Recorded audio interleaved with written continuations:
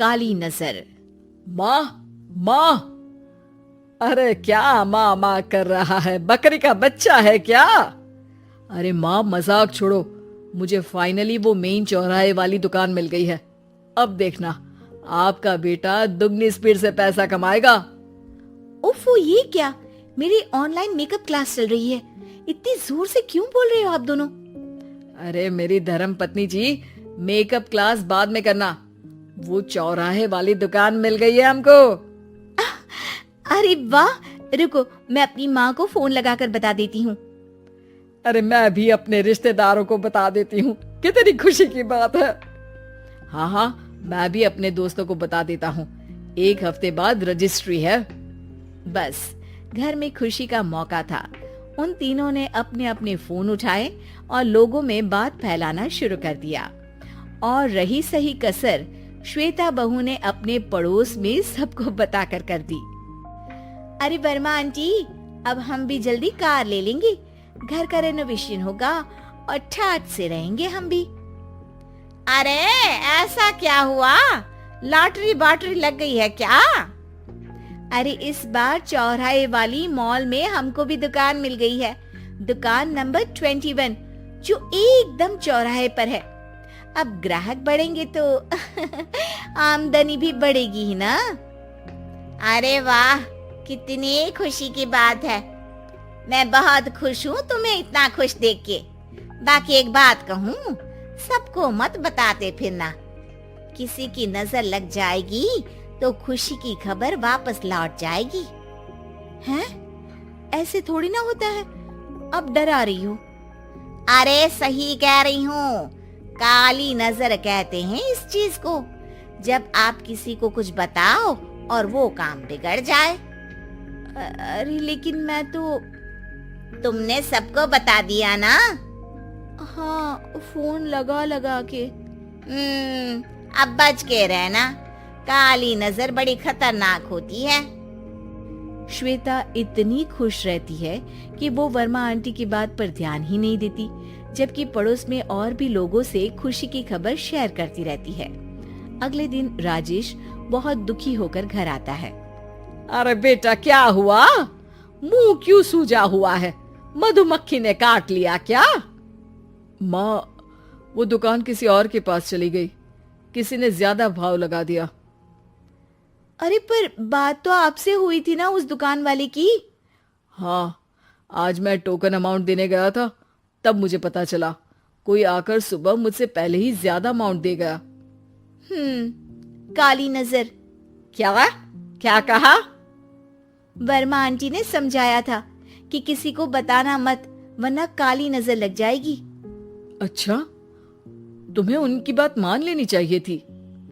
उनकी बात मान लेती, लेकिन उसके पहले ही सबको बता चुके थे ना हम तीनों। अरे अगली बार से ध्यान रखेंगे, कोई भी नई चीज होगी तो किसी को नहीं बताएंगे। तीनों कुछ दिन ऐसे ही रहते हैं, पर एक दिन श्वेता को एक मेल आता है। राजेश, मेरा ऑनलाइन मेकअप कोर्स कंप्लीट हो गया, अब मैं खुद का पार्लर खोल सकती हूँ। अरे वाह, अपने मोहल्ले में ही खोलते हैं? ये जो घर के सामने दुकान है ना, वहीं? हाँ, यहाँ सस्ती भी मिल जाएगी।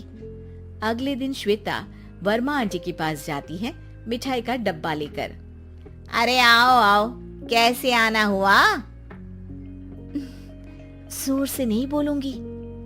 वो सामने वाली दुकान है ना, वहाँ मैं अपनी पार्लर की दुकान खोलने वाली हूँ, उसकी मिठाई है। अरे वाह, बहुत बधाई हो तुमको। हाँ, मैं कमाने लगूंगी तो राजेश पर पूरे घर का बोझ नहीं रहेगा ना आंटी जी। ये तो है, पर ये बता कि तूने ये बात किसी और को तो नहीं बताई ना? अरे नहीं नहीं, पिछली बार गलती कर दी थी, काली नजर लगी किसी की और राजेश के हाथ से वो दुकान चली गई थी। सबको मत बताना। चलो मैं चलती हूँ, कल दुकान की बात करने भी तो जाना है। अगले दिन श्वेता दुकान के लिए मालिक से बात करने जाती है। अरे लेकिन दुकान तो हम कल रात को ही किसी को दे चुके हैं। कल ही? हाँ, कल ही। 2 दिन बाद कोई यहाँ पार्लर भी खोल लेगा, अब कहीं और दुकान देख लीजिए। अरे पर हमको भी तो पार्लर ही खोलना था। भाई एक ही दुकान है, आधी आधी तो नहीं दे सकता ना मैं। राजेश और श्वेता घर पर हताश होकर आ जाते हैं। इस बार तो किसी को बताया भी नहीं था, अब किसकी काली नजर लग सकती है? सुनो, तुमने माँ को बताया था क्या? अरे कैसी बात कर रही हो, माँ की नजर थोड़ी ना लगेगी। पक्का तुमने किसी को नहीं बताया था ना? सिर्फ वर्मा आंटी को बताया था, उन्होंने ही मुझे किसी को नहीं बताने को कहा। अरे यार तुम भी सही हो, मेरी माँ को नहीं बताने को कह रही हो, पर वर्मा आंटी को बताना तुम्हें जरूरी लगा। अरे वर्मा आंटी ने ही तो काली नजर के बारे में बताया था ना, वो हमेशा हमारा भला ही तो चाहती है। मेरी माँ भी हमारा भला ही चाहती है। अरे पर चिल्ला क्यों रहे हो? बात नहीं कर सकते क्या आराम से? नहीं आता वो आराम से बात करना, और करना भी नहीं चाहता हूं मैं। दुकान जाने का दुख गुस्से में बदल गया था और राजेश और श्वेता में बात बंद हो गई थी। 2 दिन बाद मोहल्ले में पार्लर का इनॉग्रेशन हुआ, जिसमें मोहल्ले के सभी लोगों को बुलाया गया, पर श्वेता, राजेश और माँ नहीं जाते। माँ अंदर आ जाओ, क्या देख रही हो? अरे नया पार्लर देख रही हूँ अपने आंगन से। देखो, माँ को दूसरे का सुख देखने में कितना मजा आ रहा है, मेरा दुख नहीं दिख रहा इन्हें। यहाँ मेरा पार्लर भी तो हो सकता था। अरे चुप रहो यार, हर बात में लड़ाई क्यों ढूंढ रही हो? राजेश और श्वेता फिर बहस करने लगते थे। तभी माँ ने दोनों को बाहर बुलाया। अरे जरा देखो तो, दुकान चलाने वाले का बोर्ड पर नाम क्या लिखा है? श्रुति वर्मा। गाड़ी निकाले बेटा, हमें कहीं जाना है। काली नजर का इलाज कराने। राजेश अपनी बाइक निकालता है। तीनों ट्रिपलिंग कर रहे हैं। माँ राजेश को उस मॉल वाली दुकान पर लेकर जाती है जहाँ राजेश अपनी दुकान खोलने वाला था। यही दुकान लेना चाहता था ना तू?